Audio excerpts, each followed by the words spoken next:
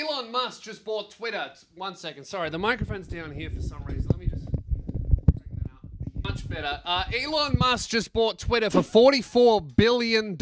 And let me tell you, what a waste of money. Who uses that website and enjoys it? I mean, I'm a user and I hate the thing. I couldn't imagine owning it. But nevertheless, Elon Musk bought Twitter for $44 billion. Oh, what an idiot. You can download it for free on the App Store. Stop making that joke. It's tired. It's old. I'm sick of it. What's next? Nice NFT, bro. Just screenshotted it. Classic, bro. Man, that's it. What are you doing? No, no, no! So Elon Musk bought the biggest social media platform in the world, which is pretty crazy buy for a man with the least amount of social skills in the world. What would you call yourself? Cold nothingness. That would be like me buying the NBA. I'd like to be involved, but having me there would be off-putting. I hope you were wearing a mask. To be honest, I think this is just a form of high-level trolling. This is the billionaire class fucking with the rest of us because they think it's funny. And it undeniably is hilarious. I don't think Elon Musk wants to run Twitter. No one wants to run Twitter. Jack, the guy who invented Twitter, doesn't want to run Twitter. I mean, look at this guy's beard. That's not a beard that you get from running an office efficiently. That's a beard you get from not showing up to work and going, yeah, you guys figure it out. I don't care if we're in profit. Bye. No, Elon Musk doesn't want to run Twitter. He wants to own it to piss people off. I don't think he's ever going to step foot in the office other than day one to just ruin everyone's day who hasn't quit yet because they don't want to work for him. Elon Musk didn't make a sound business decision here. He got a giant pile of cash and then lit it on fire. Elon Musk is just a joker if you gave him autism and an emerald mine. You want to know how I built these cars?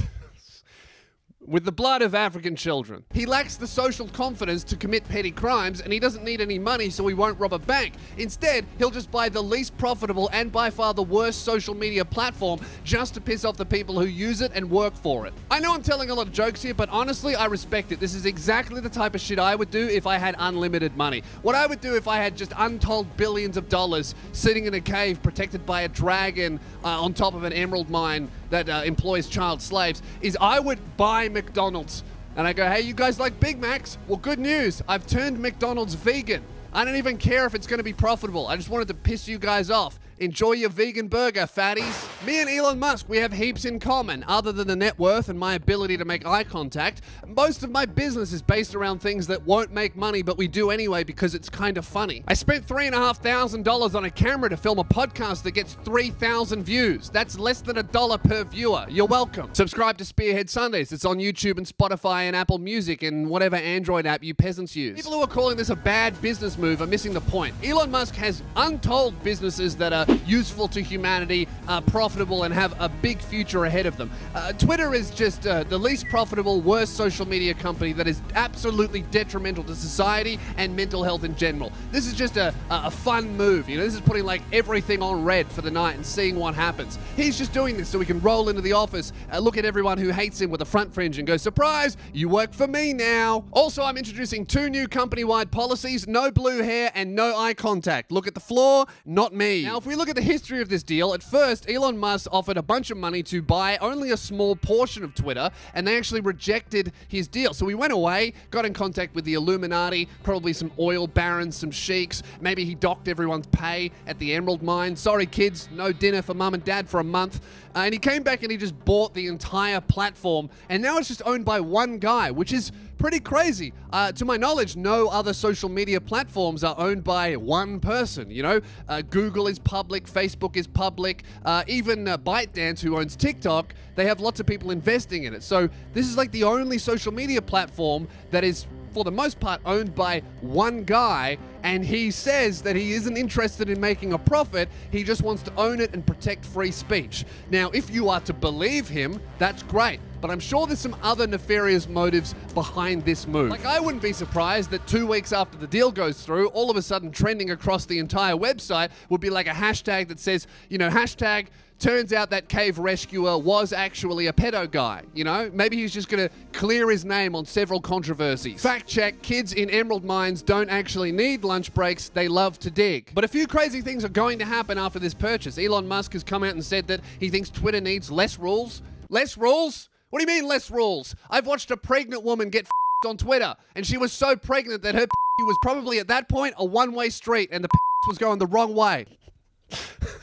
That's disgusting. That's a funny joke. One time I watched a guy getting head, scrolled down and saw another guy getting beheaded. Both of those acts were committed by someone called ISIS. Gee, that's a great joke if you know your porn stars. I don't think Twitter needs less rules. I reckon there should be one rule, and it's stop posting all that But on a serious note, I do think that it's a good thing that the guy who's owning a big social media platform is at least outwardly saying he cares very deeply about free speech, because even if he's, I guess, not telling the full truth, it's at least something to hold him accountable to. You know, you promised us this, you're not pulling through on it. None of these other social media platforms are making any sort of like real, genuine, believable commitment towards freedom of speech. In fact, it's moving the other way. And Elon actually made quite a good point in response to the controversy about him buying Twitter just today. Elon wrote, "The extreme antibody reaction from those who fear free speech says it all.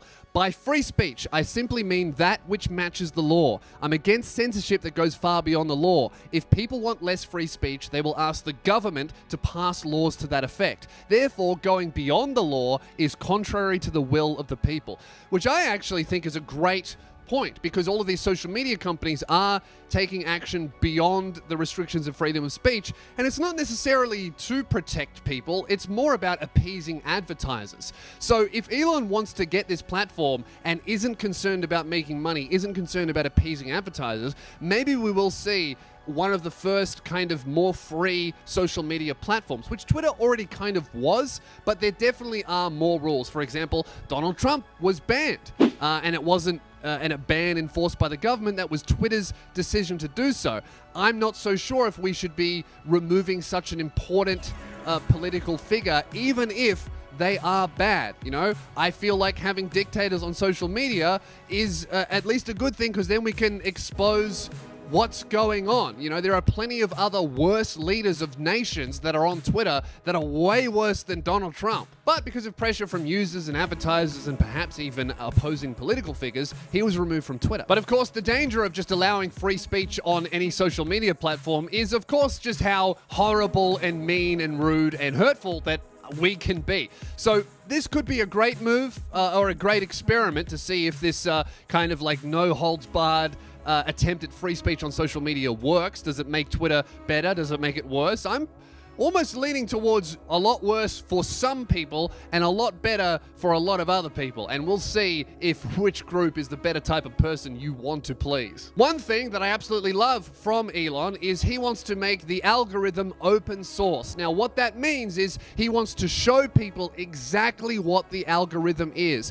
Now, algorithms on all websites, YouTube, TikTok, Instagram, Facebook, every social media platform, it's a mystery to creators. No matter how big you are, everyone just has to guess what the website wants you to post and what it will reward you for. And for the most part, we end up finding trends, but then the algorithm changes and then we have to kind of go through the dark and figure out what the website wants. In this case, the algorithm is open source, so we'll be able to see, oh, this is the type of content Twitter wants me to post. I'm going to do that, and then it will go well and be seen by other people, and I will avoid this, and then my post won't get limited or won't perform badly. Now, that can be either amazing or terrible. It can be amazing because it's just a lot more clarity. It's a lot less stressful for creators. It's a lot less stressful for people. They know what the rules are and they know what they should be doing to get their stuff seen. Or it could be incredibly terrible, because that would mean that theoretically everyone will be making the same type of content or doing the same type of post, and that will be whatever the algorithm dictates, which I guess is what is happening right now.